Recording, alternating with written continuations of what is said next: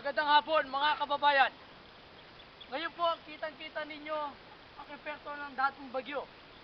Dati po ilog yan, ngayon isang palaisdaan. At ngayon mga kababayan, makakausap natin ang isa sa mga resident dito na siyang nangangalaga dito sa ilog dito. Ayun, naglalaro pa po, sandali lang. O ito na lang, nandito po si Mio. Ayan po, kung makikita po natin dito sa gilid, ito po, doon po natin i-focus yung camera. Ay, sorry. Ano po yung epekto ng bagyo? Ah, Yan po yung epekto ng bagyo. Balik na po dito. Ayan po, kung makikita nyo yung mga residente dito, ayan, yung mga dating binaha ng bagyo.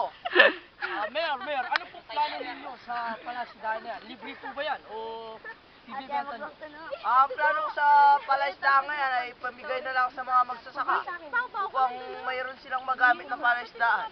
Yun lang po, yun lang. Maraming salamat, Mayor. At yun po ang balita ngayong hapon, magbabalik mamaya. Mwah.